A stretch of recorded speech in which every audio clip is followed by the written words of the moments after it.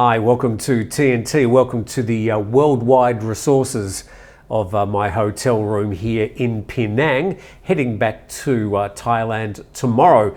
Please subscribe to the channel if you haven't already done so. Now today we're talking about news. We're talking about news in Asia, specifically Southeast Asia and Southern Asia, and the closure of 3 media outlets, specifically Voice of America, Radio Free Asia and Benar News.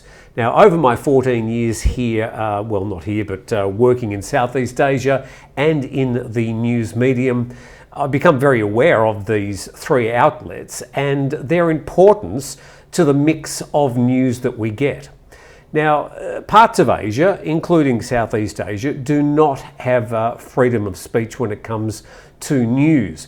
Now, Thailand's got its own issues when it comes to freedom of speech, but generally and genuinely, apart from a few topics, it has broad freedom of speech. I've been to plenty of media scraps when the Thai journalists really get stuck into the politicians with some very pointed questions. That aside, the closure of these 3 media outlets is a profound problem for freedom of expression and freedom of news here in Southeast and Southern Asia.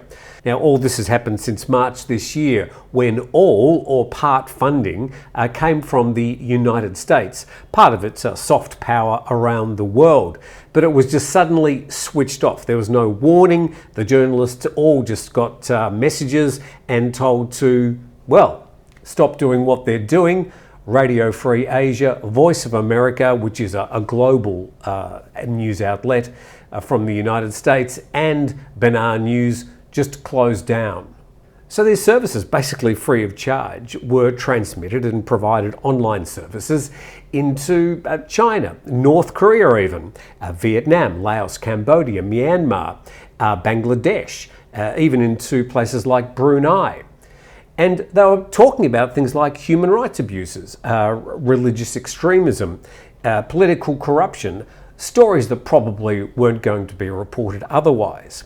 So this was a solid soft power of freedom of speech and news into some of these countries. News that would otherwise not be heard by citizens. It was a really, really valuable service. Now, it may not be known in parts of America how important these services were. Over the years, I've heard plenty of rumours and stories about these news as being covert operations connected to the CIA. They were just American disinformation. Well, after 14 years reading these services and plenty of others in the area, they have provided a very valuable, open and largely transparent news service, certainly an alternative voice, and we need as many voices as we can have. Now that has gone silent. Now, when it comes to Radio Free Asia and Benar News, there's an immediate 280 US staff who have lost their jobs, and some probably 1,000 extra local stringers and journalists who no longer have jobs. When it comes to Voice of America, we're talking about some 550 staff. This is around the world, and then probably another 1,000 or so local journalists and stringers. Same situation. So a lot of people have just lost their jobs. No warning, just a sudden termination of these jobs and these vital services. Now, any US administration is well entitled to disperse and spend US taxpayers' money any way it wants. But you need to remember that the tiny fraction of 1% of all the money spent each year by the US administration is helping billions of people get better, more accurate, more professionally presented news. Now, the whole population of the United States is 330 million. They would be surprised about how little it costs to provide these services. Now, there's nothing I can do to, maybe I can get a hotline to the White House and just beg. But without these services, you're leaving a vacuum. And guess who's going to be filling that vacuum?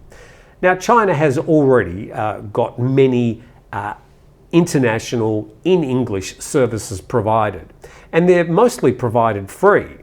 But there in Thailand,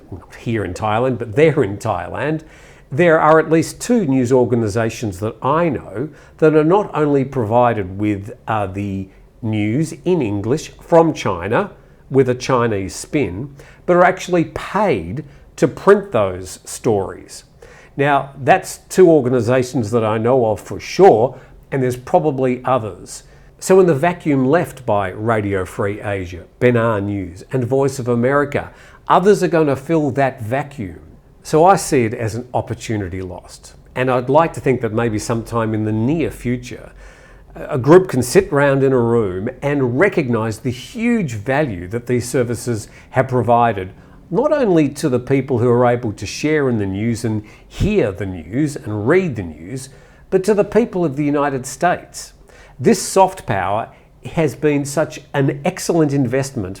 It's very hard to measure, but without it, the silence remains. And let's hope we can turn the volume up for these three organisations again soon.